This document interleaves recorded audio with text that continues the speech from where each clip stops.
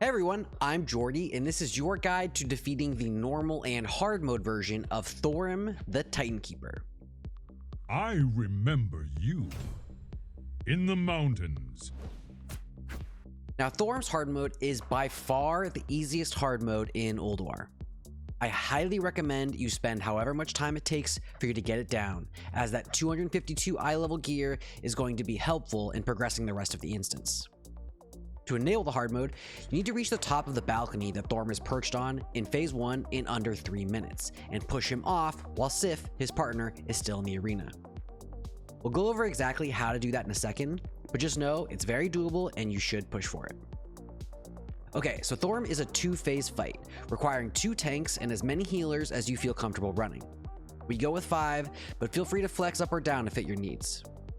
There's nothing special here, just make sure you don't have too many melee, as there's only so much room for them on this fight, as a large clump can bounce chain lightning too many times and kill a bunch of people.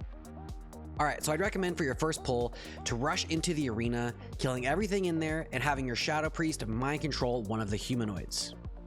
From here, you can set up the raid in positions for phase 2, making sure everyone knows where they're supposed to be and how to avoid chaining the lightning that Thorim casts. The fight won't actually begin in earnest until that last mind control ad dies, so you have all the time you need to position your raid.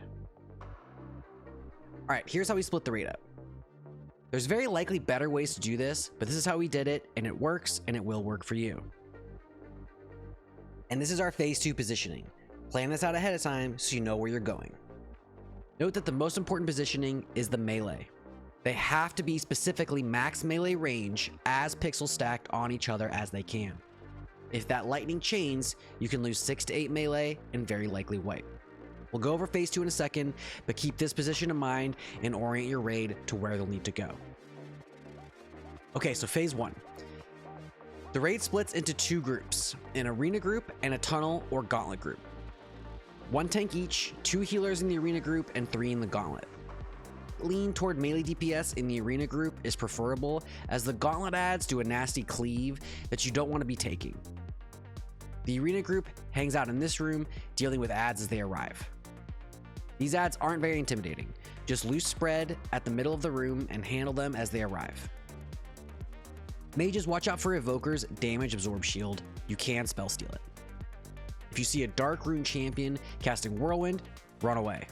It's very avoidable damage and shouldn't be taken. It also can Mortal Strike, which can one-shot pretty much anything except for your tank. Seriously, I've seen it hit a DK for 20k. Just be careful as you DPS not to rip threat and let your tanks pick them up quick.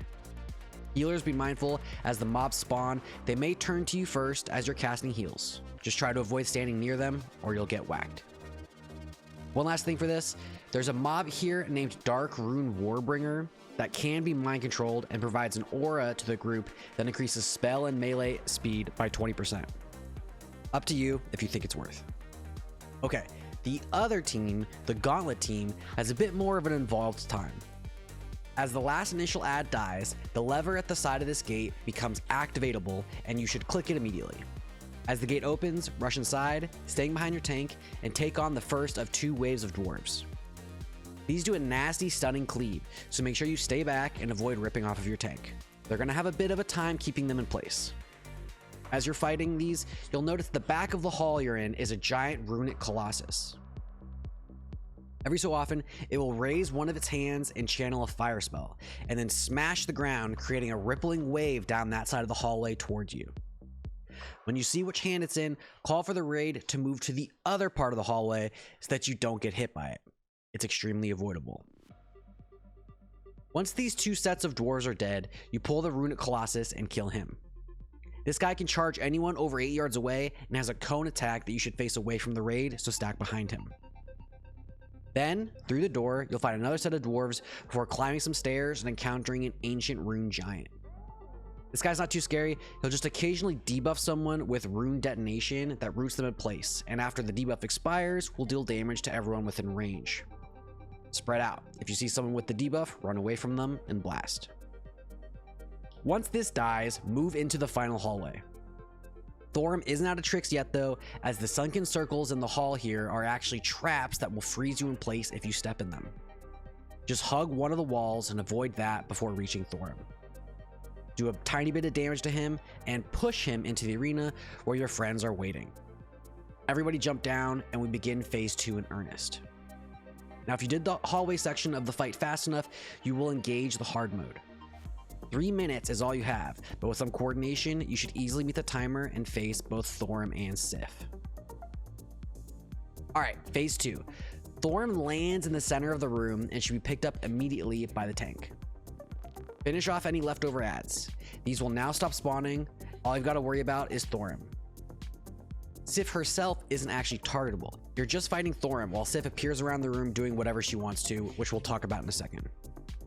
Both tanks should stand on top of each other, while the other melee spread out, similar to Kel'Thuzad, in 3 distinct groups around him, stacked as close as possible and max melee range. Okay, so Thorim has a few abilities. First, and most importantly, Thorim does a chain lightning. This strikes someone for about 5,000 nature damage, but jumps to a nearby target, doing 50% more damage for each jump it does. This can jump infinitely, but doesn't repeat a target, so you need to be mindful of your positioning, lest you chain the entire raid and absolutely wipe. Second, Thorim casts Unbalancing Strike on his current target. This does 200% weapon damage and applies a debuff that reduces the target's defense by 200 for 15 seconds. This cannot be dodged or parried, and it does mean that you will be crushable and crittable, so your off tank must taunt off the current target once it's applied. Finally, Thorim will cast Lightning Charge. He'll absorb energy from the lightning orbs spread out around the room, dealing damage to anyone in that direction in a cone, while also gaining a stacking buff that increases his melee damage and attack speed by 15% and increasing his nature damage done by 10%. This means the fight's on a soft enrage, as the longer you're engaged with Thorim in phase 2, the more damage he's going to be dealing. I just want to emphasize this real quick. He'll suck lightning from one of the orbs as telegraphed by the stream of lightning moving toward him. Then, about 10 seconds later, he'll blast that same area he absorbed from with a cone of lightning.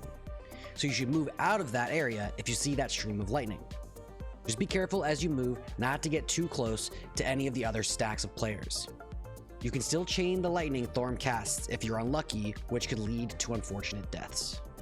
Now that's Thorim. But if you're doing hard mode with Sif included, you've also got to keep in mind a few additional things. Sif, who you're just going to ignore, casts a few things every so often that you need to be mindful of. First, she'll cast a blizzard that tracks the outside of the room, similar to how Shade of Iran did in Karazhan. You're going to want to avoid getting hit by this by moving away from it, but remaining aware of where you're going, as if you get too close to another group of people, you could chain some lightning and screw over everybody. Melee don't need to worry about this, the blizzard won't hit them. Additionally, she'll cast random frost novas. This should be dispelled as soon as possible, as your raiders will need to move out of various things on this fight: blizzard, lightning charge, whatever. Finally, she'll cast a frostbolt volley every so often. This is just unavoidable damage that you need to eat, not worth thinking too much about. Alright, well that's really it for Thorim. Once you're comfortably in phase 2, it's all about avoiding avoidable damage and keeping the tanks up. Nothing really changes outside of the outgoing damage ramping up over time. With some good DPS, quick heals, and people not standing in the wrong place, you should down Thorim without too much difficulty. Alright, let's discuss some tank tips. In phase 1, your gauntlet tanks going to want to make sure that they get those dwarves away from the raid, as they really cleave stun hard as hell. Caution your DPS not to rib threat while you're stunned yourself. And while you're tanking Thorim, as his damage ramps up, you're really going to want to have a steady stream of cooldowns. He can hit very hard toward the end of the fight, so saving shield walls, IBFs, DSAC, etc. for the last 20% can prevent some unfortunate deaths. And remember, as soon as you see the Unbalancing Strike hit the other tank, you have to taunt immediately. Letting them take even a single extra melee hit from Thorim could spell disaster. And remember, Thorim is tauntable, so if you do die, just get a Battle Res or a Soul Stone and get buffed before taunting back again. Alright, and for your healers, this fight has a lot of burst damage in phase 2. Between Frostbolt volleys, Chain Lightnings, and Blizzards, you're really going to have your hands full. Saving cooldowns for the end of the fight can be clutch. Divine Hymns, Tranquilities, and the like go a long way toward topping your raid off after a bad batch of RNG. And for your paladins, ask your raid leader if you can be positioned by the gauntlet gate door. That's where you'll least likely have to move due to there being no lightning orb for Thorim to draw energy from because of the gate being there. So you can stay planted and spam the tank more often than the other areas in the room. And for some DPS tips, it's absolutely critical you do your best not to chain the lightning in the room. Your positioning should always be your first priority, followed by self-saves and then your DPS. Thorim is a full send burn, so lust on the rip and pop everything you've got. It's up to you to enable your raid to beat the softened rage here. Positioning wise, the gauntlet gate quadrant of the room will be the least likely area to get lightning charged, so if you need to put an odd number of people in any one stack, do it there. Alternatively, the door to the room is the most likely, so your rogues are good candidates for that stack as they can cast Feint, which reduces their incoming damage by 50%. Alright, well that's it for Thorim. It's a fun, asynchronous fight that you'll very quickly be completing every week with minimal wipes. If you enjoyed this video or learned something, do me a favor and toss me a like or subscribe. It really does help me grow the channel and contributes towards my finishing this series of Ulduar guides. Alright, that's it for me. See you all in Ulduar.